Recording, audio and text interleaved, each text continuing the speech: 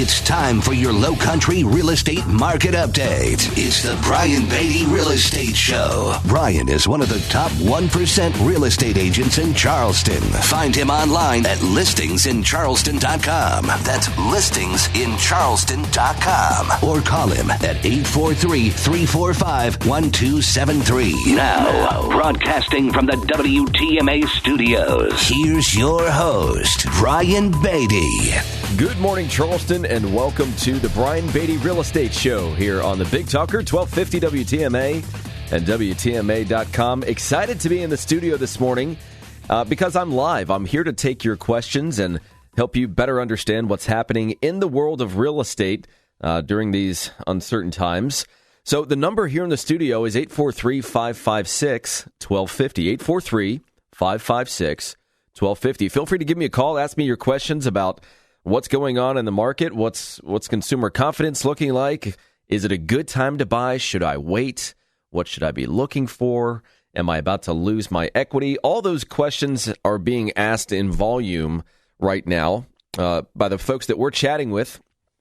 And so I'm here to offer some advice. I'm here to offer some insight into what's happening in the world of real estate right now. So if you'd like to reach out to me personally, however, and talk about your situation and how I can help, my cell phone number is 843-400-8009. Again, that's 843-400-8009. Or you can go to my website where we're putting a lot of information on the market right now, listingsincharleston.com. That's listingsincharleston.com. Or you can just send me an email, brian@brianbeattyteam.com. And lastly, don't forget to follow us on Facebook. We're putting a lot of information on there, a lot of video, a lot of infographics about what's happening in the market as it changes. And that's really what I want to talk about for a good bulk of this show today is what's happening nationwide, regionally, locally. Are things actually slowing down? What does it look like right now, and what do we think is going to happen here over the next few weeks, months, maybe even years? Obviously, it's tough to say, and I do want to say very, very quickly before we get into all this, I'm not an economist. I don't have a crystal ball. Even the economists that have been polled have changed their mind and don't really know exactly what to say because of the lack of empirical data. But we'll do our best based on the information we have. And so, again, if you want to ask me some questions real estate related, I know a lot of folks just are uncertain about the direction of the market. The number here in the studio is 843-556-1250. So, with all the unanswered questions that we have right now caused by COVID-19 and the economic slowdown we're experiencing across the country that we will continue to experience, in my opinion, many are, just kind of wondering if the housing market is in trouble. Are we a bubble that's about to burst? There have been so many people that I've talked to that have said, we've been waiting and waiting for something to kind of slow this market down because it feels so inflated. We've had so many years now of price appreciation that, something's got to give. Something's got to cause the pendulum to come back down toward normalcy. We've just been swinging to the right, which would be the seller's market in this example, for, 8 years. And so, when I look back to 2008, I think a lot of people are saying, well, this is going to be 2008 all over again. In fact, this is going to be 5 times worse than 2008. And if you read the news, you're going to get all kinds of different opinions on this. But if you look at what happened in 2008 and what led up to that, I want to draw some corollaries here. And, a lot of us experienced financial hardship after the recession of 2008, the market crashed. They lost homes, they turned keys into the bank, lost their jobs, lost their retirements, had to rebuild. And so that recession that started with that housing and mortgage crisis, if you look at it today, we face a very different challenge. We have an external health crisis that has caused, obviously, a pause in much of the economy and a major shutdown in many parts of our country. But I'm here to tell you that I built my real estate business in a down market. I got licensed in 2006. Obviously, 2008 happened. In 2009, I was in the top 1% of agents as a 24, 25-year-old, and I've been there ever since. But it's because I understood that if I was going to help my clients succeed in real estate, I needed to be a true student of the market. I needed to understand how to help my clients accomplish their goals. And so now here we are, we're going through a somewhat similar situation, not of course in terms of dynamics, but in terms of, or not in terms of cause, but in terms of effect. We have a slower market in some areas. Consumer confidence is low based on uncertainty. And so I want to look at a few things and kind of compare where we were before 2008 to where we are right now. And just please note, this is national data, right? This is not local data, and every market is different. And when I talk numbers and when I talk trends, please understand that your home that's, $1 million in Mount Pleasant, that market's just going to be a lot different from a $200,000 house in North Charleston. So, diving into some of this, the first thing I really want to chat about is that if you look at annual price appreciation, I mean, there's a big difference between the 6 years prior to the housing crash of 2008 and then the most recent 6-year period of time. I mean, if you look at 2000 through 2005, we had between 8 and 12% appreciation annually. I mean, 2004 was 12.5%, 2005 was 11.4%. If you look at 2014 to 2019, we've been harboring at around 5%, 5.5%, maybe 6% appreciation. So obviously leading up to the crash, we just had a lot more appreciation at a faster rate in this country. I mean, the highest level of appreciation that we've seen in the past 6 years wasn't even as much as the lowest year, the 6 years leading up to 2008.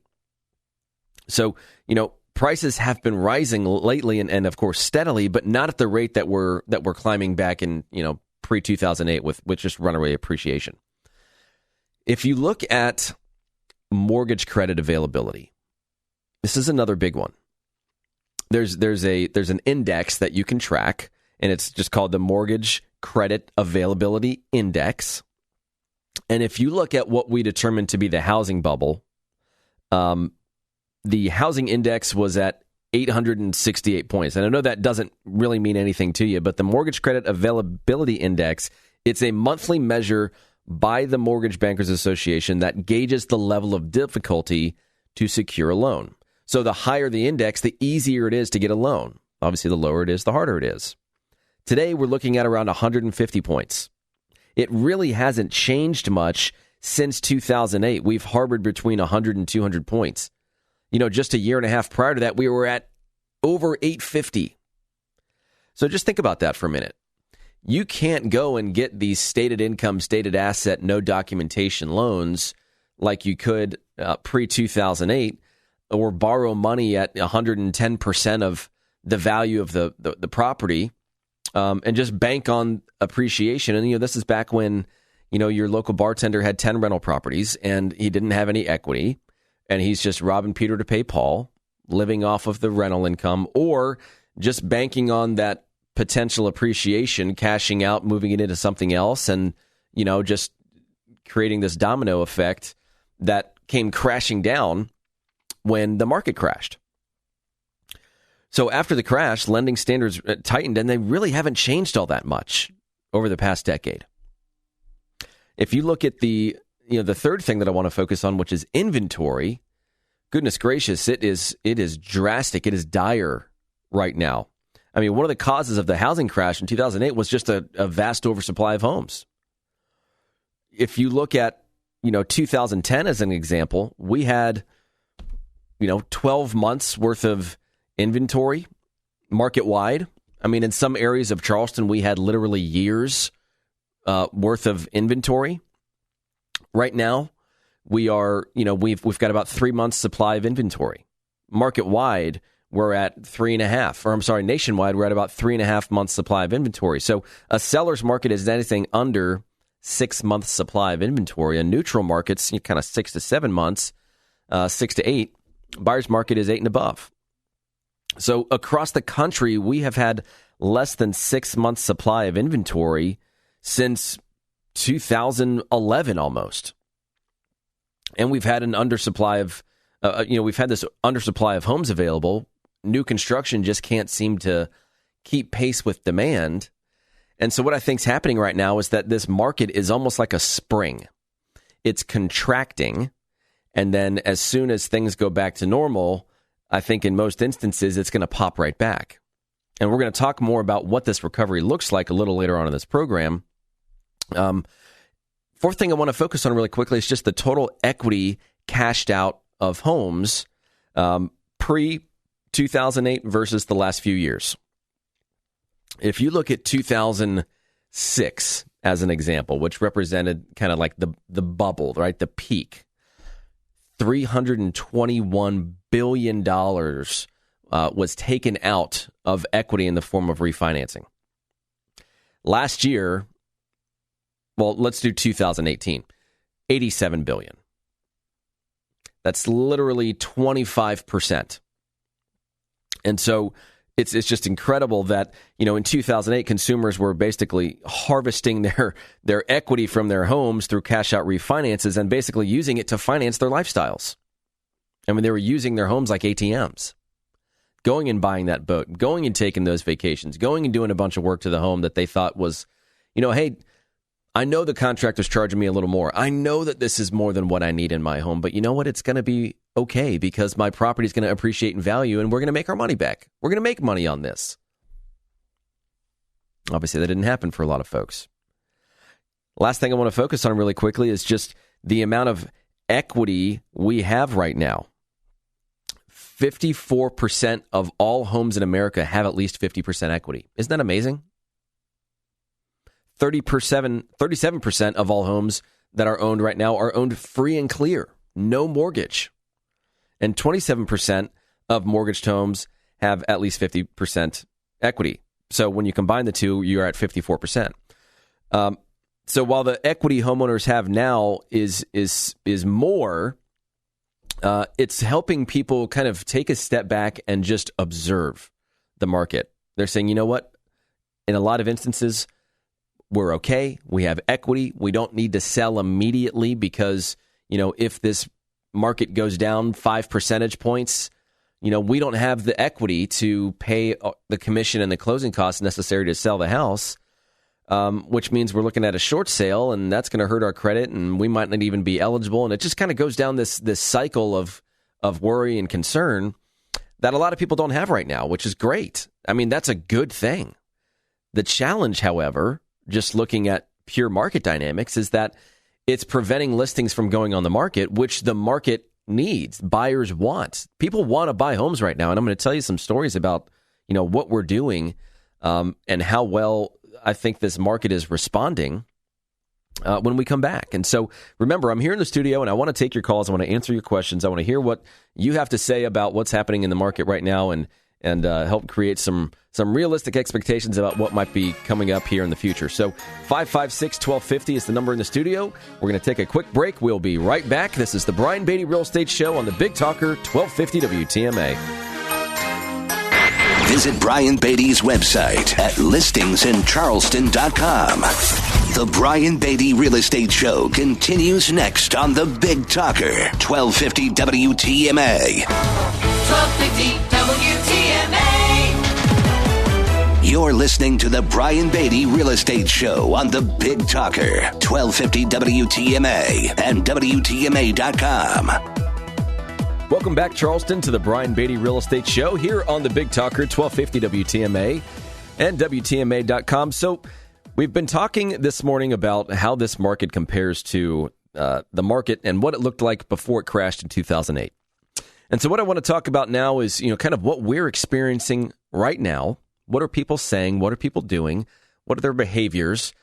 Can you sell a house right now? Is it a good idea to buy a house right now? We're going to answer all those questions. We're also going to look at what this recovery might look like. What are people saying this is going to look like here in the next few weeks, months, maybe even year plus? But I do like to take your calls. I'm live in the studio this morning. So the number here, if you'd like to reach me and ask a question, is 843-556-1250. 843-556-1250. Or if you'd like to reach out to me personally off air and talk about your situation and how we can help you, then my number is 843-400-8009. That's 843-400-8009.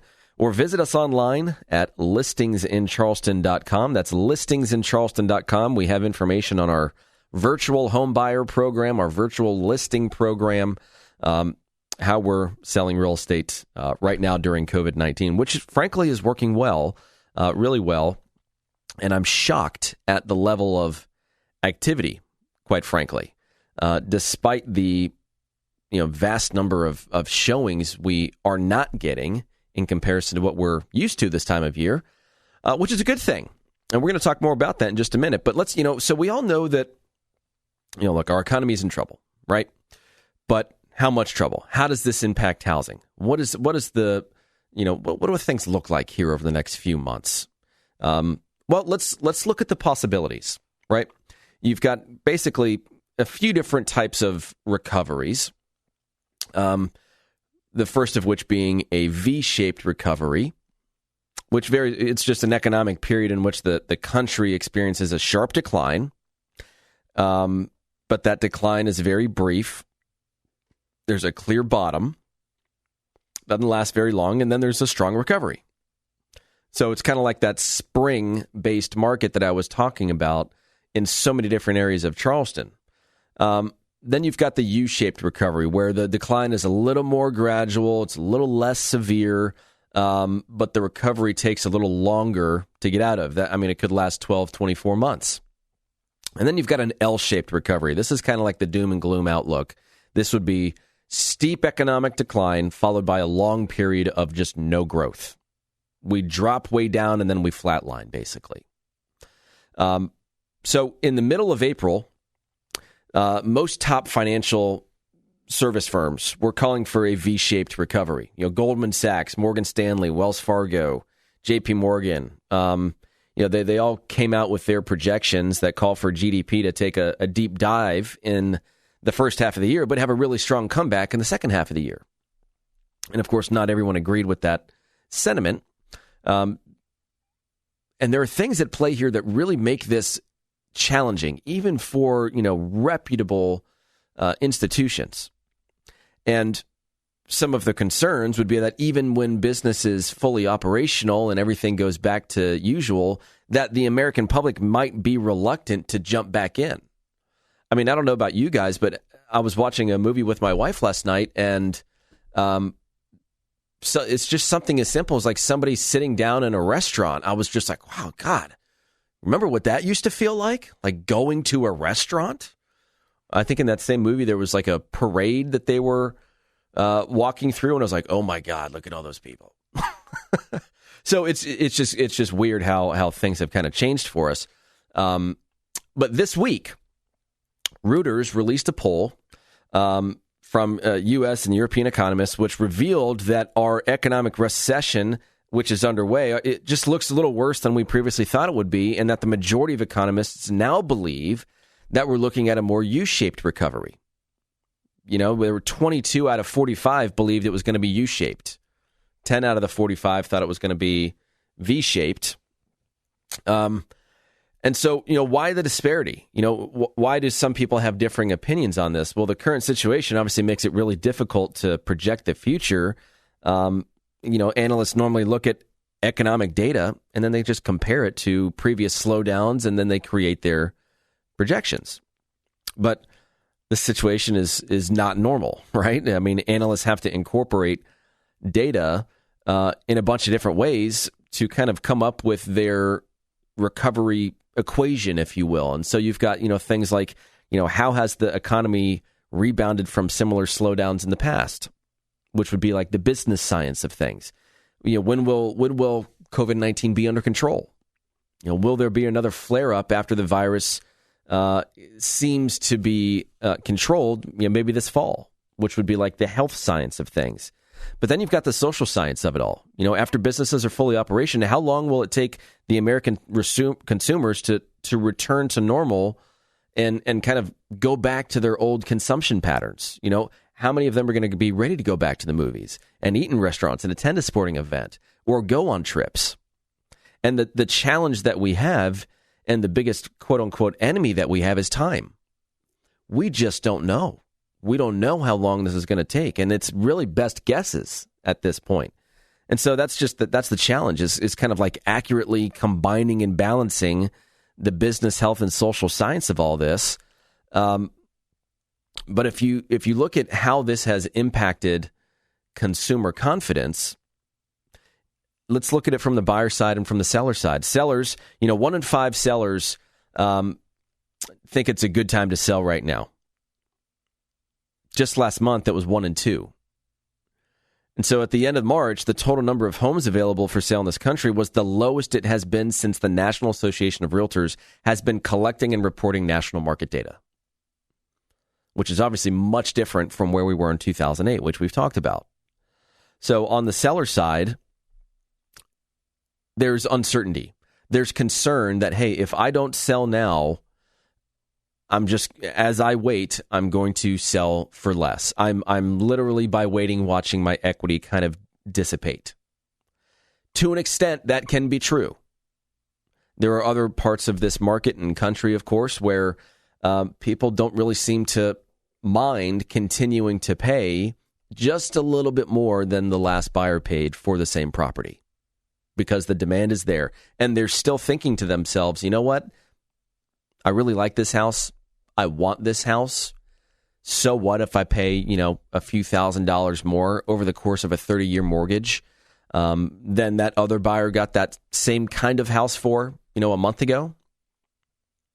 You're seeing that in the lower end price ranges. But as the price range comes up, as the kind of mentality among buyers shifts from, buyers that need a home that is in a more average price range versus buyers that want a home that is more luxurious and more expensive and bigger and better, then they are less likely to pay top dollar for it.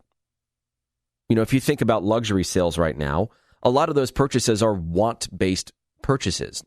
Those folks don't necessarily need to move into a 6,000 square foot home. They don't need to spend, $1.5 million when they could get something for $1 million, and it'd be pretty similar. And so there are, less and less people that are willing to pay more than what someone just paid for the same thing. I would argue that the majority of people right now are unwilling to pay more than what somebody recently sold something for. And in fact, most people are now only willing to pay a little bit less based on the uncertainty of the direction of the market. On one hand, buyers want to capitalize on the low interest rates, the cheap money that's available to be borrowed to purchase a property. But on the other hand, they don't want to catch a falling sword. They don't want to buy something and pay top dollar for it and then watch that property be worth less as time goes by. And so it's a balancing act. So on the seller side of things, what do? Well, I think now it has been made very clear to potential buyers and to an extent to sellers as well, which properties are overpriced and which ones are priced well. As soon as things started to slow down, as soon as consumer confidence started to wane, the people that are overpriced, that were kind of on a bit of an island, they were getting some activity, but not a lot. Now they're hardly getting anything. And they're just kind of sitting around waiting, waving their hands and hoping that somebody's going to come by, but they're just not. And so that's what has happened over the past several years in our market, is we've been playing this game of leapfrog pricing. Hey, John and Sally just put their home on the market for $375. Mine's nicer, I know it is. I'm going to list for $389.9. And then the next guy says, well, I'm going to list for $400, because the person that listed it for $389.9 put their home under contract, even though you as the homeowner don't know that they actually accepted an offer for $370. And so now your $400,000 property that's going to sell for, $370, $375 is just too far overpriced for buyers to take you seriously. There's a difference between being priced well or priced in line with fair market value and not being priced attractively enough. And so what I mean by that is that, hey, you might, if your home is worth $400,000 and you're priced at $409,000, a 2.5%, that difference between what it's worth and what you're listed for, not a big deal, right? But it's the people that, have a home worth $400,000 and they want to list at $425,000 to start to bake in that, necessary negotiability. Or maybe I'll start at $435,000 just to see. And that's always kind of like the tail end of that conversation of what that looks like with these homeowners is, well, let's start here just to see. And what they do is they shoot themselves in the foot, because once that property goes on the market, all these people that are waiting for new inventory, they're salivating in front of their computer, waiting for new inventory to hit the market. And then when they see your home and they see your asking price, because they have a pretty good understanding of value, at least their opinion of value, their perception of value, and they see that you're just off the mark, they say, oh, it's a nice house, but not for that price. And so what do? They sit around and they wait. And they wait for you to adjust your price. And then we get into the concern of sellers saying, well, I don't want to reduce my price too much because I don't want people to think that we're desperate. You just have to understand that you might have already put yourself into that position by overpricing your property initially.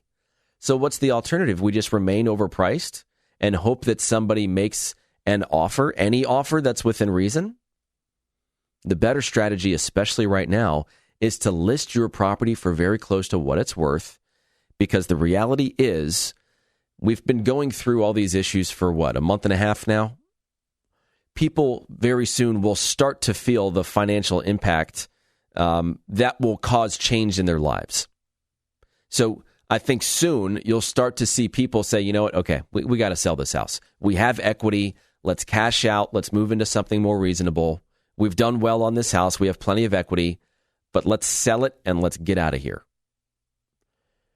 You can't control when you're selling your house. You can't control other people's situations. So if you're holding the line and you're listed at or pretty close to what your property is worth, but then someone else comes in and they say, I'm not messing around. I'm going to list this house at a price that will cause it to sell now. And that home does go under contract. Well, guess what? Now that then kind of becomes the benchmark for value in your area. That happens once or twice or three times, then you're the outlier, even though you were priced at fair market value, because now their perception of value has changed. Well, people are obviously getting your house for less, so why would I pay more for you? And don't get me wrong, there's some ways around that, and there's some sales tactics that we use that help us maintain value. And of course, that's the strength and benefit in working with somebody that really knows what they're doing, that can sell at a very high caliber, that has business intelligence and sales intelligence, which we find a lot of people lack in this industry. But that's in my opinion what's happening right now, and obviously that's what economists are saying is going to happen. And so when we come back, we're going to talk a little bit more about selling a property in this environment, buying a property in this environment. What are we doing? How are we going virtual? And how well is it working? What are people saying about that? Remember, 843-556-1250 is the number in the studio if you want to give me a call. Stick around. This is the Brian Beatty Real Estate Show on the Big Talker 1250 WTMA and WTMA.com. Hear the Brian Beatty Real Estate Show every Saturday morning at 9 and each Sunday morning at 10 on 1250 WTMA and WTMA.com. 1250 WTMA. Now, the Brian Beatty Real Estate Show continues on Charleston's Big Talker, 1250 WTMA. Welcome back, Charleston, to the Brian Beatty Real Estate Show on the Big Talker, 1250 WTMA. We are live in the studio taking your calls, so the number here is 843-556-1250. 843-556-1250. Ask us questions. Let us know how you're feeling. I made a joke the other day that basically people are doing three things. They're at home and they're either trying to finish Netflix, and I think some people have probably gotten pretty close. They're searching real estate, and they're making babies. So I think we're going to be positioned pretty well for not just a huge influx of people that are going to be moving from other states that are just, and we're hearing it from so many folks right now, they're just tired of being cooped up in some of these different areas. They're ready to move. They want to go somewhere where if they have to be quarantined, they're gonna enjoy it more than just being locked into a condo or apartment in the middle of New York or Virginia or Maryland. And so you've also got this big population boom I think we're about to see in about a year. So here we go again. Here we grow again, I guess I should say. But let me just say very quickly that we've had a lot of folks that have been very concerned about the direction of this market. They really want to try and get a handle on things and what everything is going on and how it impacts them, their specific situation.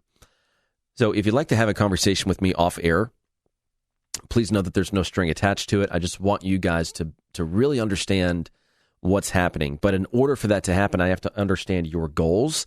And of course, that has to be incorporated into your specific market, your specific price range, and what's happening there.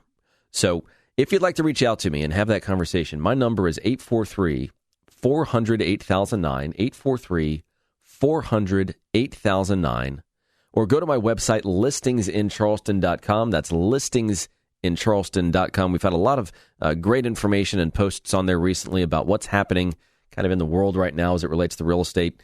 And, listingsincharleston.com is the website to go to. So we're going to go to the phones, and we're going to talk to Bob in West Ashley. Bob, how are you this morning? Just fine, thanks. Excellent. How can I help you? Well, my question is, if we were to list our house right now, and it's a luxury property, so it's going to be a high-dollar property. Mm-hmm. In this market, if this house were not to sell, and we're not in a desperate situation to have to sell the house, if it were not to sell, and we took it off the market, how much damage will we have done to ourselves at a later date? So, just so I understand clearly, because this house has never been. We have not had the house listed on the market in the past, so then there's a history, obviously, at that point that's been created. Yeah, of it having gone on the market and not sold. Well, I'll tell you this: over 60% of the properties that I sell were previously on the market with another real estate agent. So I understand this concern better than most. The reality is this: if you were to put the property on the market right now, and let's say you try it for 90 days, 180 days, it doesn't sell, and then you take a breather and then you put it back on the market, and then you find a buyer the second go around, the concern is that, hey, obviously you tried selling the property earlier at this price and it didn't work, so I'm going to offer you X. You're going to now receive less money because you have proof of concept that the property didn't sell for top dollar or the price that you wanted, right? Right. Right. The reality is it doesn't matter all that much. Now, if you've had a property that's been on the market for years and it's stayed at around the same price, then it should be pretty obvious that it's not worth that amount of money. We see this all the time. We have appointments with sellers, especially in the luxury price range. We've got one that's going on the market, next week. Similar situation. They've been trying to sell. They've had about 6 real estate agents at this point, I think. They're just not getting the direction they need. They're not getting the marketing to support it, and they're not getting their price where it needs to be in order to be attractive enough for the home to sell. So I would position that if you try it for a certain period of time and it doesn't sell, then the reality is it likely wasn't worth what you were trying to sell it for. Either that or you just had the wrong team. You had the wrong tactics, and it didn't affect a sale. All right. Well, so assuming my question, I guess, is in the current market with the uncertainty that we're faced with, this house that our home right now, we would be pricing it at where the market typically would be, and it would sell. Mm-hmm. Would the current uncertainty impact that? Again, what we never wanted to do was lower the price, as you had said earlier, which to me is an indication that you desperately want to sell the house we're not in that position to have to desperately want to sell the house, but we do want to make the house, market the house at a price that is realistic. We're not going out here and just throwing a number out there and seeing what happens, because I think every time you put a house on the market, if it doesn't sell, in my opinion, I've always thought it kind of diminishes the value in other people's eyes, because the history is then exists for the prior listing on the house. Right. You know, I'll tell you that when people call me on these listings that we put on the market that were previously listed with another agent or 2 or 3 or 5 or 6 agents before we sell it, and we get the question of, hey, I saw this property's been on the market for years. What do you think's going on? Why hasn't it sold? I mean, we get that question. That's a question that we have to be prepared to answer. Now, of course, there are going to be dynamics that provide us with different answers or rebuttals to that question, which those agents are doing just to kind of bait you into trying to, deliver something to them that compromises your best interests as a seller. So we'll say something like, let's say it was on the market for, 1.5 and it stayed at 1.5 for 2 years, and then we put it back on the market at $1,399,000. And so why has it been on the market for so long? Why isn't it sold? Well, did you see that it was on the market for 1.5 for 2 years? Oh yeah, we saw that. Well, we've adjusted that, and we think based on where we are now and based on what everybody else is saying, that this is where we need to be in order for the property to sell. So there are a bunch of different ways that you handle those objections. And as a real estate agent, I've been doing it for years and years and years, so I'm used to it. But going back to your original question, does having the property on the market for too long, taking it off, and then going back on, cause your property to be worth less in the eyes of the buyer? I think generally speaking, the answer is no. Because it's all about what it's worth to that buyer at that specific moment in time in comparison to everything else available for sale. Buyers, no matter what, are always comparison shopping. So you have to be adjusted, and your value proposition has to be adjusted based on not just what other properties are selling for, but also market dynamics, like things like consumer confidence, which is what we've been talking about today. Right. So I think that there's, and again, there's a difference between being priced at what the market says it's worth and generating enough interest versus being priced attractively enough to have a buyer say, okay, if I don't do something, if I don't move forward on this purchase, someone else will. And I don't want to lose this. So I'm going to do it. You want to spark enough interest to create action. Sounds reasonable to me. So what you're actually saying is that now that from a timing standpoint, it's not necessarily a bad time to list your home just because there's some uncertainty in the future economy. No, I mean, Bob, and I haven't even gotten to this part of the show yet, but if you look at the showings that we usually get this time of year, we usually get about 6,000 showings a week.